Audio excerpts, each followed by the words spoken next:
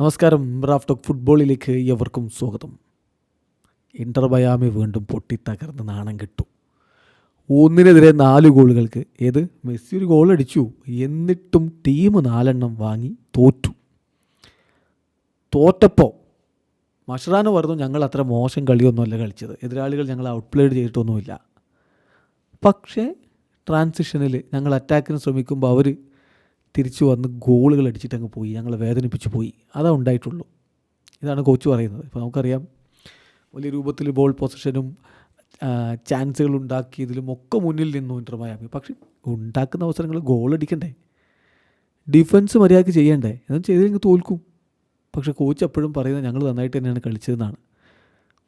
മഷ്റാനോ out ഇപ്പോൾ already ട്വിറ്ററിലൊക്കെ trending ആയി കഴിഞ്ഞു. മഷ്റാനോ ഔട്ട്.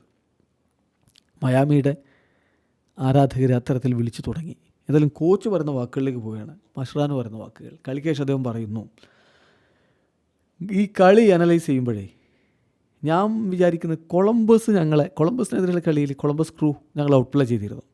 പക്ഷേ എന്നിട്ടും ആ കളി ഞങ്ങൾ ജയിച്ചു.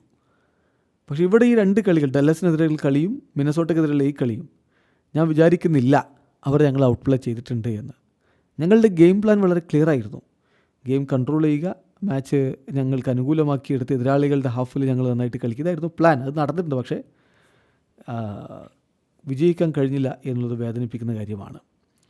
തീർച്ചയായിട്ടും ഈ ഒരു മത്സരത്തിലേക്ക് വരുമ്പോഴേ ഞങ്ങൾ നന്നായിട്ട് പ്രിപ്പയർ ചെയ്തിട്ട് തന്നെയാണ് വന്നത്. ഇപ്പോൾ മിന്നസോട്ട ഞങ്ങൾക്ക് ബുദ്ധിമുട്ടുണ്ടാക്കുമെന്ന് ഞങ്ങൾക്കറിയാമായിരുന്നു. ആ 3rd ഗോളാണ് കളി പൂർണ്ണമായിട്ടും കില്ല് ചെയ്തത്.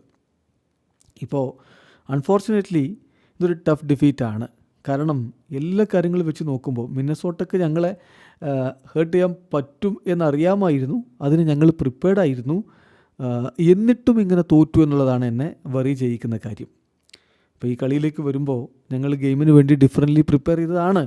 പക്ഷേ ഇന്ന് രാവിലെ ഫഫ പിക്കോൾട്ട് എഴുന്നേറ്റത് മൈഗ്രെയിനുമായിട്ടാണ്. അപ്പോൾ അദ്ദേഹത്തിന് കളിക്കാൻ പറ്റിയില്ല. അപ്പോൾ ഞങ്ങളുടെ സെറ്റപ്പ് മാറ്റാൻ ഞങ്ങൾ നിർബന്ധിതരായി.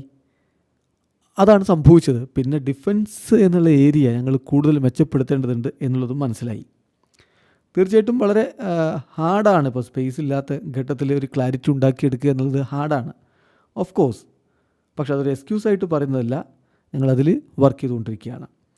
ഓപ്പണൻസ് നന്നായി കാര്യങ്ങൾ ചെയ്തു, ഞങ്ങൾ സ്ട്രഗിൾ ചെയ്തു, ഞങ്ങൾക്ക് ചില അവസരങ്ങളുണ്ടായിരുന്നു. പക്ഷേ ഞങ്ങൾ അറ്റാക്ക് ചെയ്യുമ്പോഴൊക്കെ they hurt us badly in transition എന്നാണ് ഇപ്പോൾ മഷ്റാനോ പറയുന്നത്. ഇതിനൊക്കെ എന്തു പരിഹാരം എന്നുള്ളത് കണ്ടറിയണം. വീഡിയോ അവസാനിക്കുന്നു. ഫുട്ബോൾ ലോകത്തെ കൂടുതൽ വിശേഷങ്ങളുമായി റാഫ് ടോക്സ് എത്താം.